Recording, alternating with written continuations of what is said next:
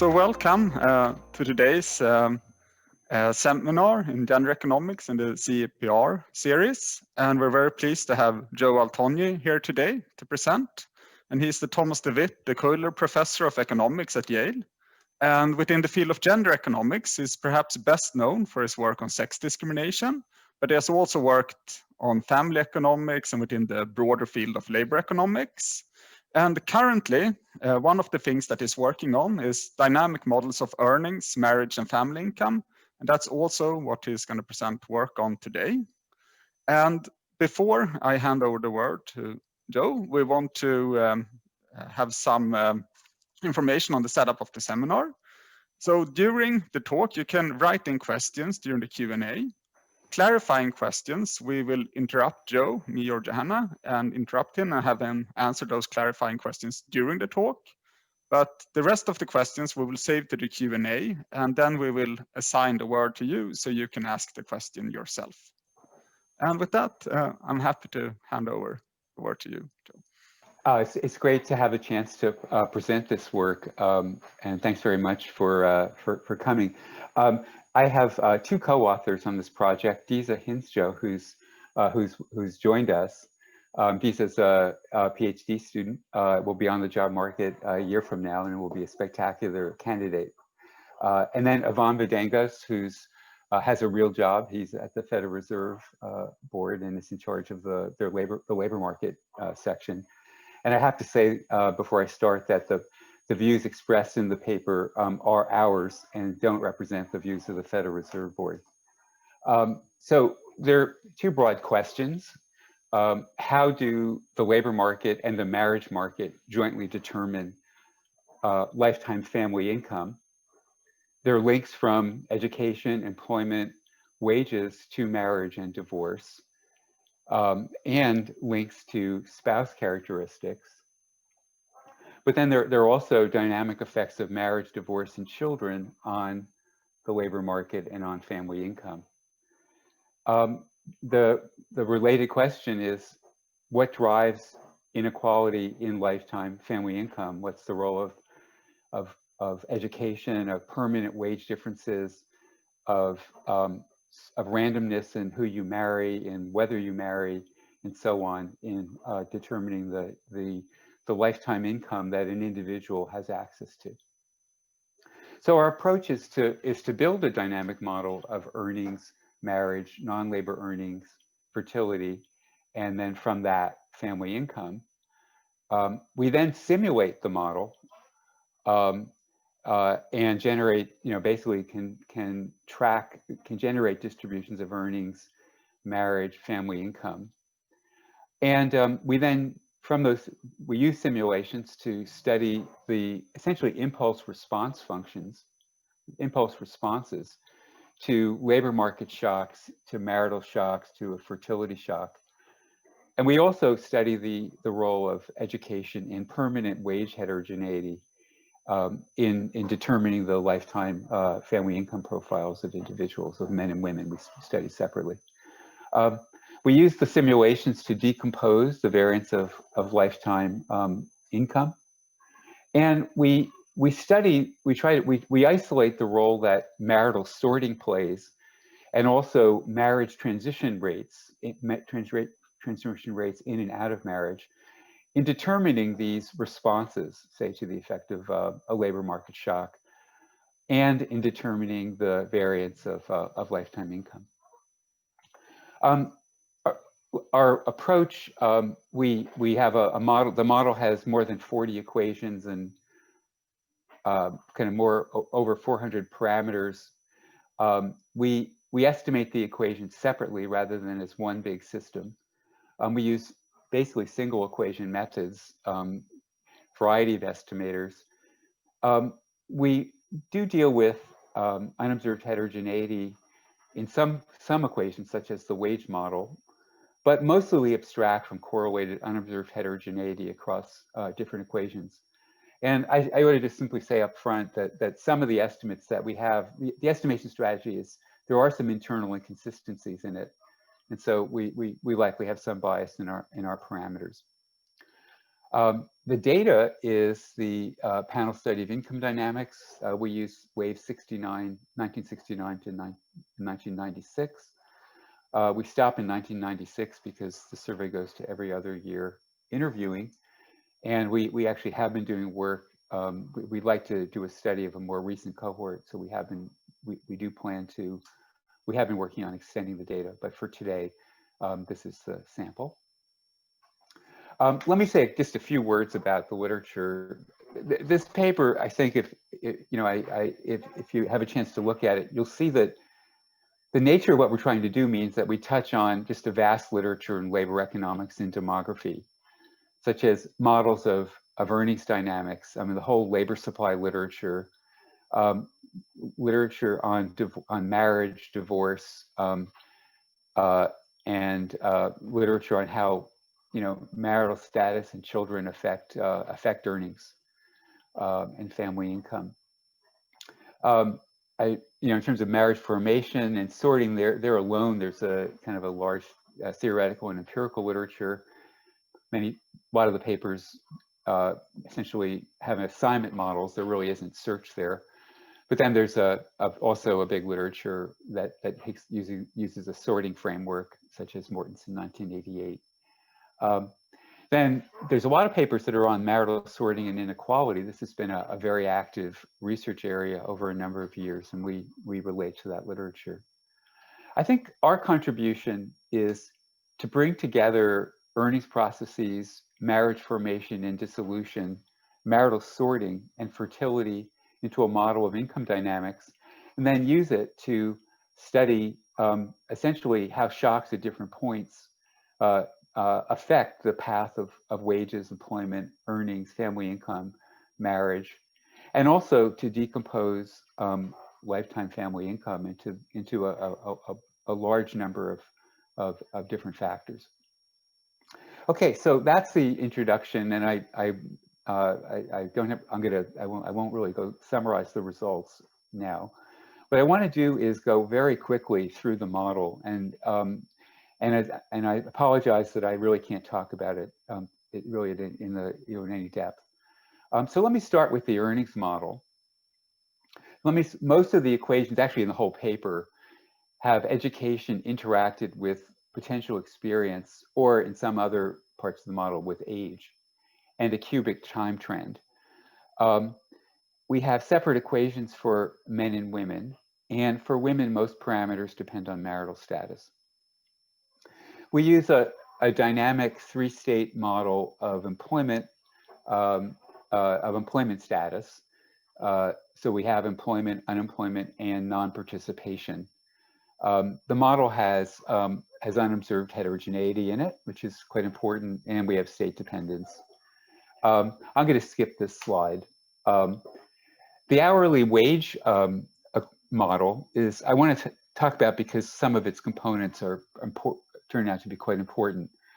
So at its heart is this model of what we call the latent wage. This is the wage that you would typically get if you were employed.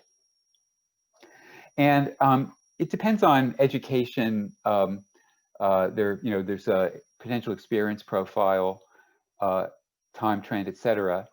We allow for the effects of children broken out by age. For the women, we have a distributed lag of employment status in the model, both employment and unemployment. And then marriage affects the wage. We have two key error components.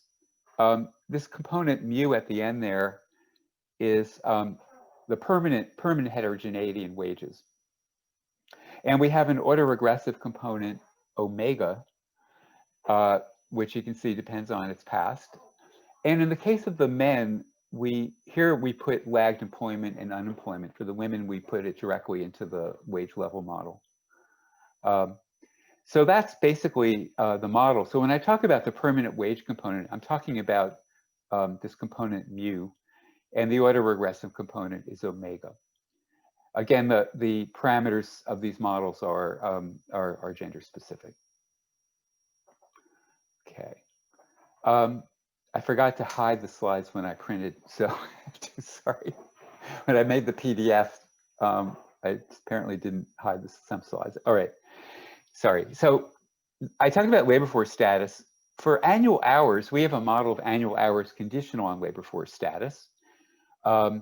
It depends on, in addition to labor force status, it depends on the wage, on age and education, on individual heterogeneity in hours, it's permanent heterogeneity, and on marital status. For the women, we had children. For men, children just didn't matter, and in the end, we just took them out. And for married women, we have the spouse's wage and spouse's unemployment status. Again, these didn't matter for the men. The model of marriage and divorce, basically, let me just verbally talk about this. We have wages in the model and education. They raise transition rates into marriage for single men, but not for single women. Unemployment lowers the marriage probability for single men, but not for single women. I'll show you this later in the talk. And young children raise the marriage probability. For married, we have a model of for marriages that are in progress. There's kind of a optimistically married to married or pessimistically married to divorce. For married to married, education stabilizes marriages. Wages are not significant. Mismatch, we look for mismatch effects in wages, education, and age, and they have the expected sign, but they're not important. Children fairly strongly stabilize marriages. There's an important unobserved marriage-specific heterogeneity component, and there's strong positive duration dependence. Who marries whom? Basically, we have a model for spouse characteristics at the start of the marriage, conditional on own characteristics. So, like, for example, there's a regression of spouse's education on one's own education, some other variables, including age and children. So we have multivariate models of spouse's education, age, and labor force status. We have a model that links the permanent wage components and the autoregressive wage components. And as I mentioned, own children enter equations for the spouse's education. Actually, they don't for the wage. That's actually a mistake. That's a carryover. So just a couple of sorting results. In keeping with the vast literature, there's very strong sorting on education and on age. We find that if they're existing children kind of lead you to marry somebody with less education. And for women, again, this is true, but not actually in the model that we ended up with. This is an earlier version, and I just missed it in the slide. This is really important. We find very strong positive sorting on this permanent wage component, and also on this autoregressive wage component, the omega term. Okay, I'm going to skip this. So a clarifying question for sure. Applying to the earnings regression, I think. Why do you split women into married or single, but not men for that part? So we looked at probably well back. I guess we probably would have rechecked it, but we experimented with estimating separate models for single men and married men, and we just didn't find terribly big differences. So we then didn't pursue it further. There is a marriage shifter in that model, which we treat as endogenous, and we find a small positive marriage premium. Okay, so basically there's non-labor income depends on basically all the variables that enter into the earnings model, and lag non-labor income, and it's sort of marital status specific. And I'll just simply skip from there. And then family income is just an identity. It's just earnings plus spouse earnings plus unearned income. And throughout the paper, we're ignoring the fact that there actually are other adults in these families, and we're not incorporating them into the analysis. We have to specify initial conditions for the model, and so We do that for employment, initial marital status, and the number of children and their ages. And these initial conditions are their education and gender specific, and they also depend on birth cohort. Okay, so there are 4 different birth cohort groupings in our analysis. We deal with measurement error. That slide was supposed to have been hidden. This slide I'd love to hide, but I can't do that. And honestly, the fit of this model, it let's just say, is mixed. We do pretty well with kind of means and standard deviations of hours and wages, but we tend to understate earnings by a substantial amount for groups, that is, people like in an age and a gender marriage group with low labor force participation. And a big part of the problem stems from the fact that in the panel studied income dynamics, the log of earnings doesn't actually equal the log of the reported wage plus log hours. And I'd like to spend more time here, but I can't. We tend to underestimate persistence in earnings and in family income. Let me move on, and maybe in the discussion we can come back. This is some of the fit, which I'm kind of going by. So, all right, so we're finally ready to start to use the model, and I'm kind of running about 5 minutes behind, so some of this I'll have to throw overboard maybe. Oh yeah, I have to tell you how we do this, right? So what we do is we take the age, gender, and education distribution from the panel study of income dynamics for 1944 to 64. So this is essentially the baby boom cohort. So that's who we're going to show you simulations for, even though we use a broader sample to estimate. And we simulate the base case by basically taking all these people and simulating many times their life. Okay, from age 25, and we just go all the way out, but we stop. We only use the simulated data out to age 55. And these simulations kind of give us the distribution in the base case of how people do. Then to get counterfactuals, we simulate again, but at age 34, we impose a shock on all individuals in the particular group we're looking at. So for example, a particular gender and marital status group. And then after the shock occurs, we let the model drive the evolution of the outcomes. Okay, and so and then in the figures, what we do that a lot of times, and we average the paths. And what I'm going to do is, what we'll do is display for you deviations from the base case. Okay, so so let me start with the effects of marriage and divorce. So this is divorce, and what we've done here is we're looking at married women who've been subject to a divorce shock.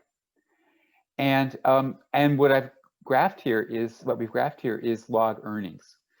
The light lines are 90% confidence intervals. And what you can see is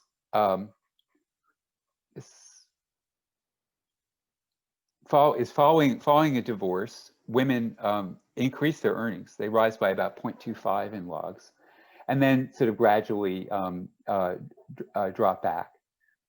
So the next slide looks at, you can see the earnings responses here, but what has been added to the graph is employment, which is the orange line, the log wage, which is the green line, and hours. And what you can basically see is that annual hours are mostly why earnings go up. The wages are a small part, and the employment is part of why hours go up. This is the same as looking at the shock, but now looking at the effect of family income. And this dark square dotted line is the effect on log family income. And you can see that there's a very large drop. I think it's minus 0.94 in log family income. And the red dashed line, this is log family income per adult equivalent. It shouldn't be per capita, it's per adult equivalent. And that drops by around just under, I think it's minus 0.6. And then you can see there's a gradual recovery, but they're very large declines. unearned income goes up, and that's partly both public transfers and private transfers. But because we're in logs and family and unearned income is much smaller in levels, this quantitatively is not as important. Okay, so for men, this is the effect on the earnings of men, and the earnings of men fall by around 0.06, and then kind of recover most of the way, about half of the way back. So it's much smaller than the response of women, who increase their earnings. And then these are the labor force responses, and I'm just going to basically wages, employment, and hours all fall for men following a divorce. But the effect on family income is really very different than the effect for women. So for men, log family income, this is the dark square line. It falls by around 0.37. Family income per adult equivalent basically doesn't change. So the drop in income is sort of offset that there's the adult is isn't there. So there's this big asymmetry in the income, the economic consequences, or at least the market earnings consequences of a divorce for men and women. So what we do. Clarifying question. Sure. And so family income after divorce, how can you have family income, or what's the? So I should have said, I should have explained this at the beginning, and it's something I should have said. We're following individuals, and so family income is the income of whatever family they're in at a point in time. So it's not the family of the couple that's split up. And so when somebody, when somebody's single transits into marriage, then their family income becomes the family income of their new household. Okay, thank you. That's a great question. I'm glad someone asked it, because I'm sure many were wondering. So what I want to just do here quickly is look at the role of what we call the marriage channel and the sorting channel in the response to family income. So what we do, and we'll do a bunch of simulations that are like this, to look at the marriage channel, we get rid of our models of transitions into and out of marriage, and we assume that only age influences marriage transitions. And what you can see is that when we do that, the path of the effect of divorce on the family income of women changes from the black line up to this red line, the red dotted, the red dashed line. And so what you can see is that getting rid of this, the marriage equations, the marriage channel makes divorce less harmful. You still get this, big drop, but then the recovery is much larger. And the reason basically is because essentially in the base case, marriages, once we go to only age affects transitions, marriages are less stable. We no longer have this sort of very strong state dependence in marriage mattering. The marriage sorting channel, that's the difference between the black line and the orange line, the orange dash line. You can see marriage sorting doesn't influence, I should say does not influence the effect of the divorce. That's a typo right there. For men, qualitatively, things are the same. It's just that divorce doesn't matter nearly as much. Okay, so let me now look at transitions, say a few words about transitions, the effects of transitions for single women into marriage. And basically, they're close to a mirror image of the effects that I just showed you for divorce. So I'm going to go through them quickly. You can see that earnings drop off by around minus 0.25, and then they gradually recover. Now, just keep in mind that part of the recovery is the marriage's end. Okay, we're not holding that constant. We're just letting the the model go after the initial shock. But there's also children early. Sometimes the children, and there's a bunch of things going on that drive the dynamics. Okay, this next slide looks at. I'm going to go all the way over to here. Here's the effect on family income, and again, here's it's almost the mirror image of what I showed you. This is family income per adult equivalent. That's the red dash, and the dark, the black squares is family income. Okay, so single men look kind of like the opposite of what happens to married men after a divorce. So I'm going to just go through this and skip it. Okay, so what I want to just spend a minute on is, so what I showed you so far is there's this very strong asymmetry in the effects of entering marriage or leaving marriage on family incomes of women versus men. Marriage is a lot more beneficial for women in terms of family income, less so for men. But one question is, what about home production? Because women are disproportionately engaged in home production. And so we looked at that using data on how many hours are devoted to housework. We value it at the 25th, the wage, the value, the 25th quartile value of the wage for women. And then we basically add that to family income. And I won't take the time to go through the table, but we basically ran regressions of basically kind of looking at studying marriage transitions, both in and out of marriage, on family income and on this family income plus the value of housework. And the bottom line is that accounting for housework reduces the gender gap in this material gain from marriage by about 1/3. And you can kind of see it over here. This is for men, and this is how marriage. I won't go into too much of the detail, but what I want to contrast for you is these coefficients on marriage. So you can see for men, the coefficient's minus 0.115, but when I bring in the value of housework, it drops to essentially 0. Okay, so we looked at that. I think we have more to do on this. Okay, responsive income and unemployment to wage shocks. So we had a clarifying question. Sure. If family income accounts for transfer from the divorced fathers or mothers?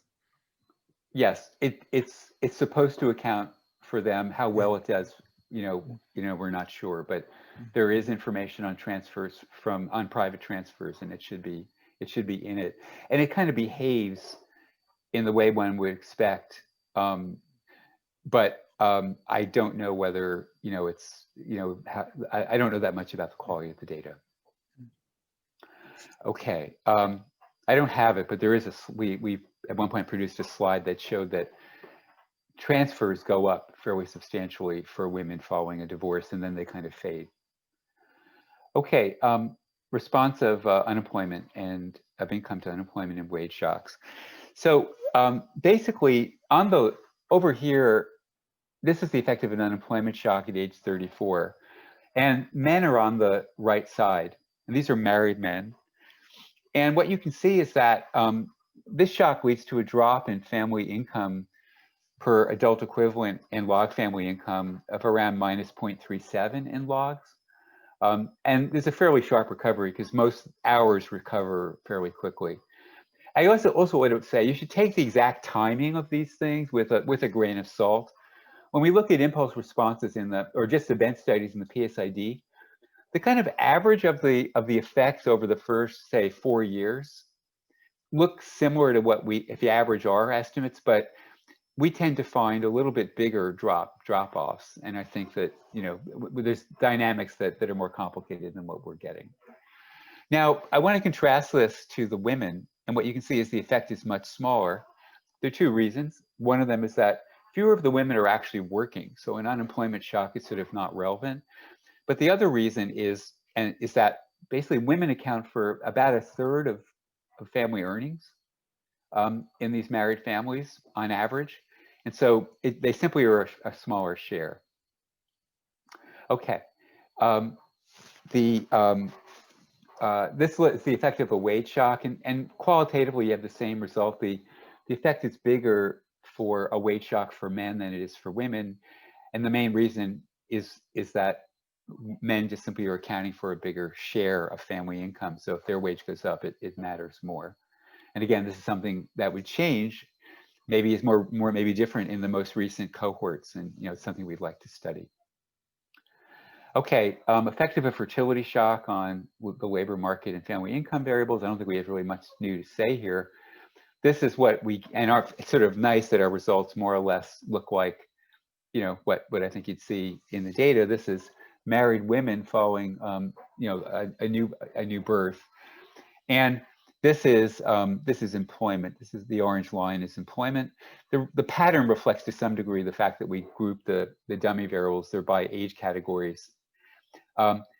For men, and so they're big drops. So here's the earnings drop. It drops by about -0.3, and then recovers almost all the way back by the end of late in life as the children are grown up. For married, this is a little bit of an artifact because he actually took the children out of, I think, a couple of the equations. But basically, there's married men's earnings, their labor market variables don't respond. And there's not really much new here. What is true, what is new, I think, is looking at the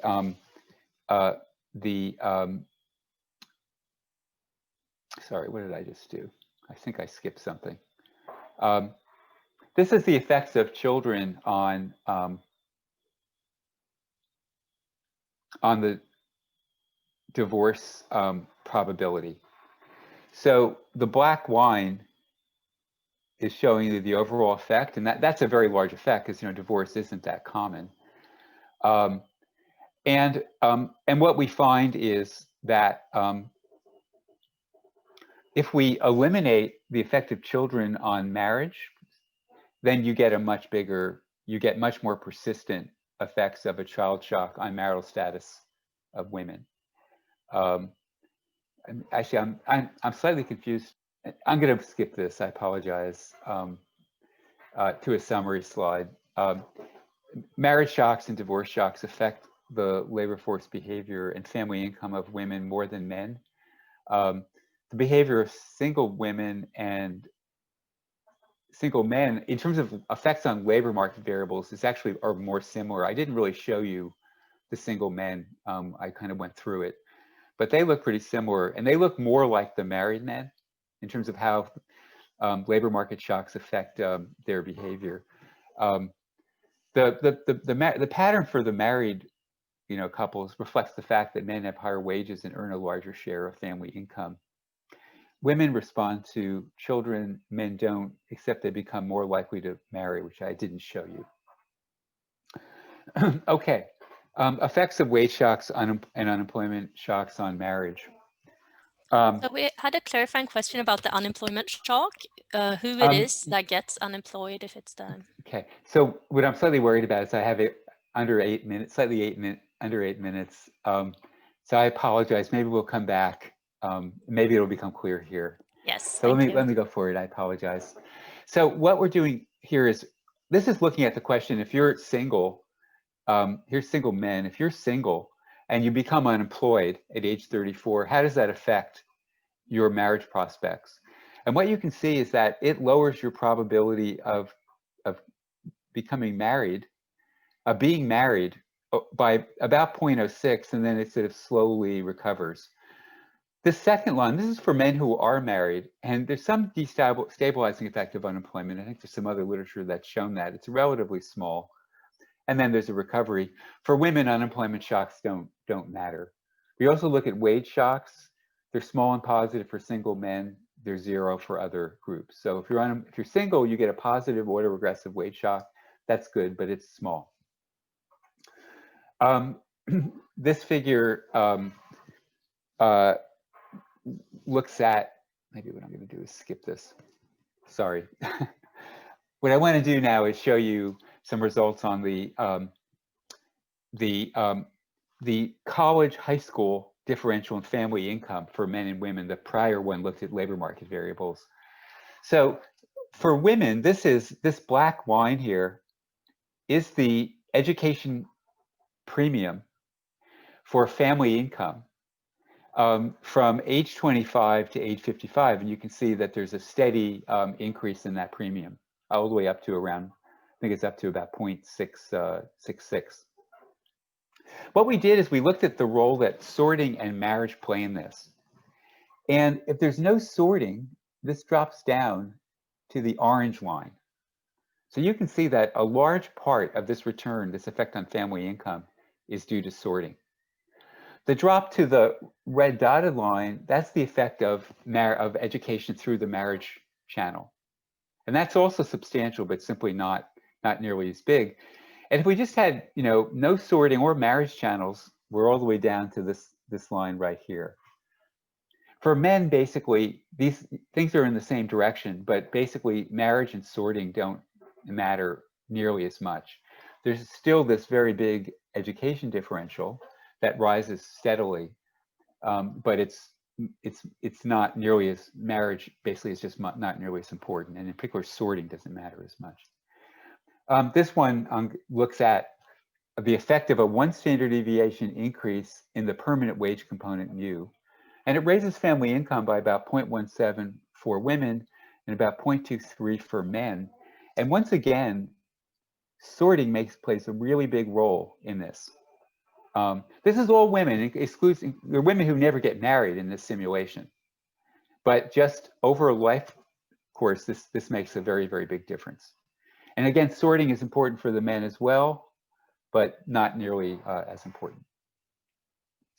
Okay, variance decomposition. So basically, what we do is shut down various sources of variance. And then we repeat a simulation with them shut down, and from that we can compute the contribution of different sources. So here is the, here I'm going to skip earnings. I'm just going to talk about family income, and I'm going to use adult equivalent in this case. And this slide isolates the contribution of the person's own characteristics. And the red bars are women, and the blue bars are men. And I hope you can read this. This is the percentage contribution to lifetime family income. And what you can see is that for both men and women, education is really important. It's actually a little more important for men. It's 34.1%, probably not statistically different. And there's a big difference in the role of the person's own wage rate. So for men, it's not quite double, 23.6% versus 14.2%. Permanent heterogeneity in employment and hours is actually fairly important for men. I was actually surprised by this. Not so important for the women in their lifetime income. And then wage shocks also matter. I'm going to skip a few of the other things. What we're doing here is we're looking at spouses. And what I should have said is that the effect of one's own education in that prior graph includes a contribution through the education of who you marry. But there's also a lot of random variation in spouse characteristics. And what we can see is this is the role of random variation in spouses' education. And what we can see is that for women, this contributes 7.3%, while for the men, it's only 3.0%. So this is actually a fairly significant factor in lifetime income per adult equivalent. And it's also true for spouse permanent wages, where the effect is, 7.8%, about triple the contribution for men, which is this bar. The other factors are smaller and, not always higher for the women, but these are the two big components, the big two gender disparities. So we over in this last column, we measure the contribution of randomness in marriage patterns. And I don't have time to explain how we do that. Maybe in the discussion we can come back to it. But we were surprised to find that it accounts for only 0.7% of the variance in the family income per adult equivalent women experience, 2.4% for the men.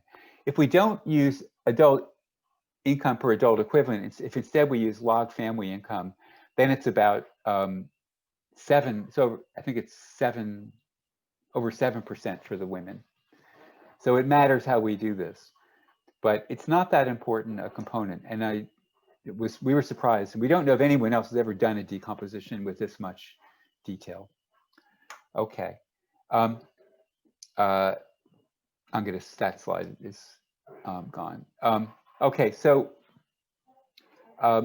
let me just say a bit about the role of sorting in this.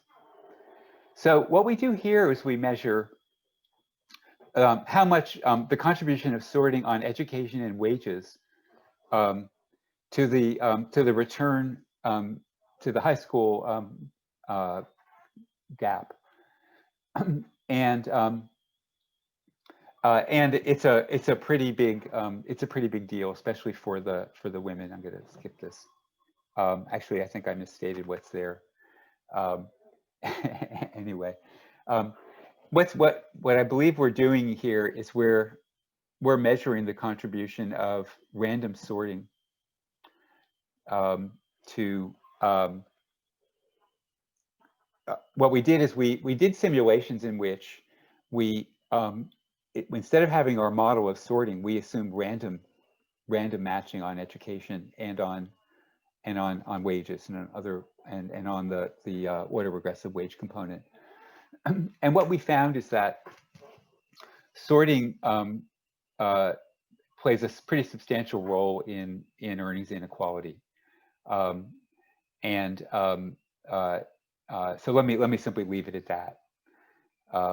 Okay, so I'm now 40 seconds over. I wonder if I could just take 1 minute, and then we'll turn.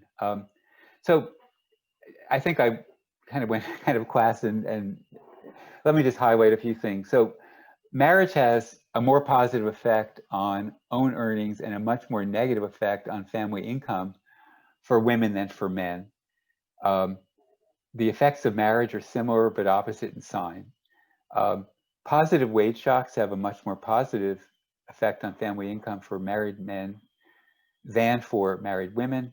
Similarly, unemployment shocks have much larger negative effects for married men than for married women. The effects of labor market shocks on single men and single women are more similar. For marital sorting and random variation in spouse characteristics, these are more important for women than for men in shaping lifetime family income. For women, a much larger share of the effect of education in the permanent component of wages is due to effects on who you marry. Let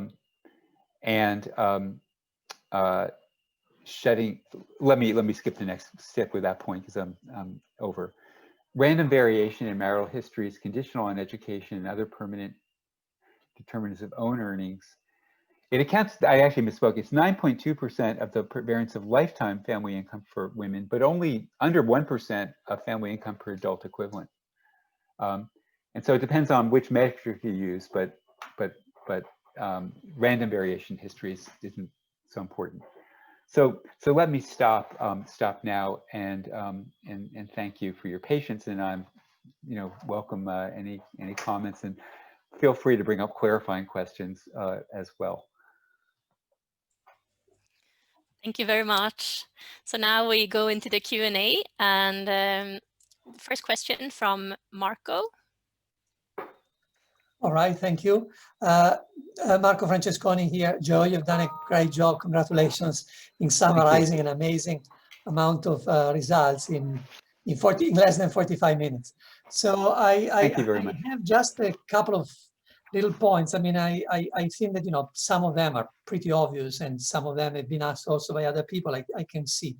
One point is, pretty obvious probably. What happened, pretty obvious, but probably impossible to answer. What happens when we go beyond 1996? I mean, since 1996, lots of things have happened in the labor market and in the family. Employment rates for men going down, increased educational achievements for women at all levels, especially in higher education. So all of this presumably might actually push some of the results that you have out of the window. Presumably, maybe not. Yeah. So, but Well, one interesting thing would be, what do we think we can learn of what happens from more recent cohorts and more recent time periods? Second question that I have, which I think has come out also from other attendees, is, you are focusing on family income, which is an interesting thing, and perhaps it's very relevant at the policy level. But clearly, the underpinning of family is the individuals. And if divorce, remarriage, cohabitation, divorce again are playing a big role, what is left to the family? I mean, the family becomes therefore an object that needs a better motivation and a better identification than perhaps what we can get just by saying family. And the third little point is more on, I mean, it's not just terminology, but it's perhaps slightly, I mean, I don't want to be provocative here, but you're using words like marriage shock, children shock, divorce shocks. These are decisions, right? So yep. What's the extent to which you are embedding them within a decision framework, or what instead is left for a description? Great. I'm done. Okay, so yeah, great. So for the first one on the changes across cohorts, as it stands now, basically the slope parameters, and those are all constant. We have flexible age profiles and time trends. So we're essentially picking up effectively intercept shifts that are cohort effects through there. Actually, Disa, my co-author, she actually started work looking at cohorts separately, and we've done a fair amount of work trying to bring the PSID forward. And we think we need a separate paper there. I will say that they're very preliminary estimates, but they didn't show such dramatic differences between I don't remember the cohorts that exactly what they were, but we'll simply have to see. Because we know the labor supply functions have changed, and we can see it in our data. So that we'll simply have to say. The problem is that when you go to every other year, you have to change the way dynamics are handled, so we'll have to do more work there. I think on the concept of the family, I think what your point is that, and so we're assuming that the resources that you're getting are transfers from relatives, and we're seeing those, and they may be underreported. But I think what you had in mind is that people are connected to a lot of different people. And I thought we were going to bring up the issue of, well, what's utility, what's welfare, and we're a long way from really be able to address that. And I think that's a very important thing. One would certainly need a lot more structure than we're using. And then the final point was about shocks versus decisions. So like take the example of children, I won't take the time to explain the model of children, but it's not really a choice model. It depends on prior children, marital status, age, and there's a model for the men and for the women, but it's not really a choice. So particularly if you're thinking about welfare consequences, the effect on family income is that's the price that your families pay. To go beyond that, you have to move to a structural model, and with utility function. We simply haven't done it. I will say that we do deal with sort of the link between children, marriage, and permanent heterogeneity, when we estimate some of our equations. But those are all really good points. Lisa, would you like to add something on the cohorts? Or? Yeah, I guess the only thing to add there is that, like Joe said, we've done some preliminary work trying to figure out some of these questions that you're bringing up that I think are really interesting and really important, like, what's the change? And so far, we haven't really seen that much in the directions that we would have expected. But I think that might also be that we just have more work to do, and like trying to figure out exactly how to look at this. So more work to come, basically. just one of the challenges is that, you know, we're simulating lifetimes. So we chose the baby cohort in part so we didn't have to go so far out of sample either before or after. So that's a challenge. But nevertheless, we're going to definitely take up your point. I think it's a really important one. Great. We look forward to your new work. Shoshana? Hi, well, it's great to listen to you, Joe. And Good to see you, Shoshana. as you were talking, I got all these flashbacks to our lunch together with Jacob Mincer at Columbia. Yes. In the early 1980s. That was a long time ago, and we was, you know, so much of what you do is in the tradition of the new home economics that Jacob and Gary Becker started, and that in which I was also raised. And there is, in my opinion, a fundamental flaw in the approach of Becker and Mincer, which you have, you know, adopted like hundreds of other people, maybe thousands. And that helps explain why you have some counterintuitive results about these huge differences between married women and married men. And I think the flaw is that when women do much more of the household production, as we are very aware now at the time of COVID, they actually work. And so when you only look at the product of what's being produced and add that to family income, and you don't take account of the disutility of women doing this, they're actually, if they marry a rich man and they work very hard doing millions of things with the home and the kids, they're not necessarily much better off than if they were divorced or single. And I think that by not taking what I call work in household, which gets paid for by the husband's income within the marriage, you get, you know, counterintuitive results. And so, you know, we could talk about this at other occasion, but otherwise it's a very impressive paper. Thank you. Yeah, so I mean, I take your point that we made a small step in that direction by trying to value the housework at, you know, we chose a, you know, maybe we could redo it with a higher wage. We chose the 25th percentile of the female wage distribution. There are other ways that you could do it, and it did reduce the kind of the sort of gender disparity in how marriage affects, you know, what we call it. You know, I mean, I think in the paper we use the word material well-being or material goods by about a third.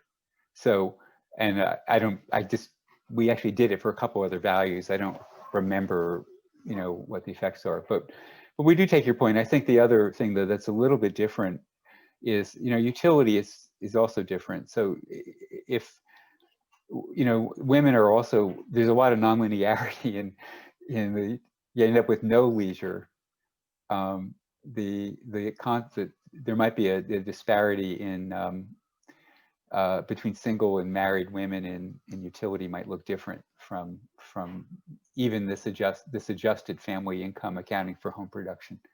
So I take your point. We could actually do some things with what we have if we were to write down a utility function, use the hours worked, add home production hours, and do some calculations. That would be a good idea. Thank you. Okay, if you're interested in joining the discussion with a question, you can also use the raise hand function in the participant list. Olle, do you want to? Yes, thanks for a great talk. Thought we'd take the liberty to ask a question. I was wondering if the differential effect, the differential shocks on men and women from unemployment, for example, could be due to the shocks affecting the marriage stability as well, and how that could work. So I didn't, just repeat the second part of the. No, if the marriage stability is affected by the unemployment. Oh, yes, shocks. yes. Yeah, there's actually no effect on marriage stability of unemployment shocks to the women.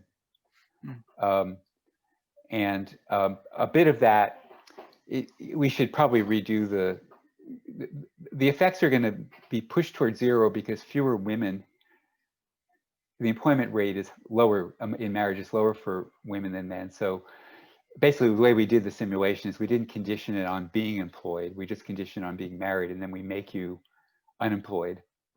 We just didn't find, generally, we didn't find that the economic variables affected marriage transitions either into or out of marriage.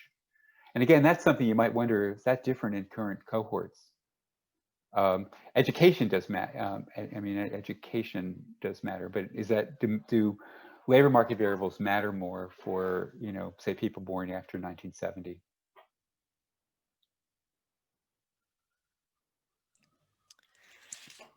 Okay, can't see any more. Oh, yes, we have another question. Olle, can you? Yes. So Jay, whenever you are added as a panelist, please go ahead.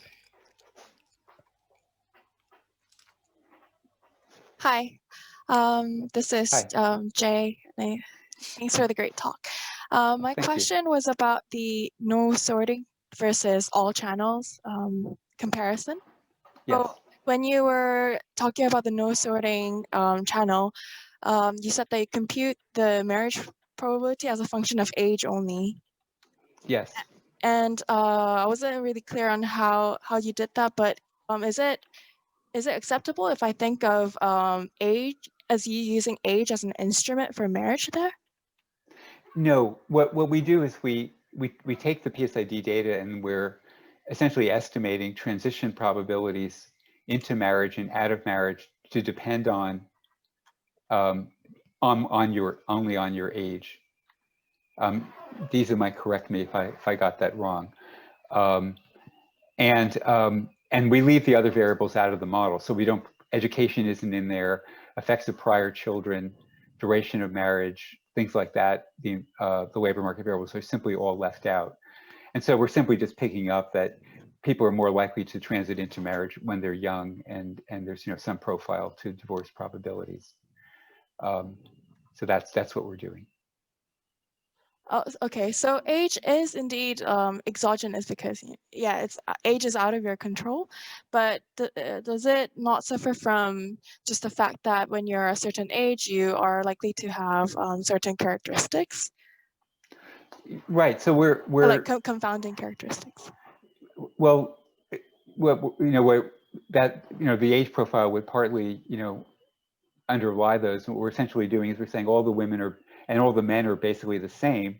They have these profiles that are only dependent on what their age is. And so the coefficients, as I think as you suggest, actually are probably picking up how life events, you know, are related to age. But what we are doing is we're eliminating, you know, effects of education, you know, itself on transitions into and out of marriage.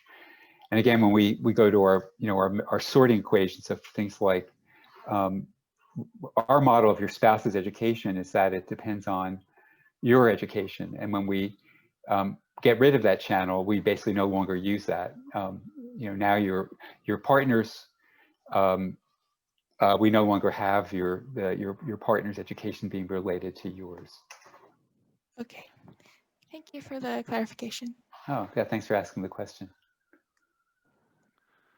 So a big thank you to Joe and Disa for this incredibly interesting work. And we will want to welcome all of you back in 2 weeks on November 2nd, if you want something else to think about in the upcoming election then.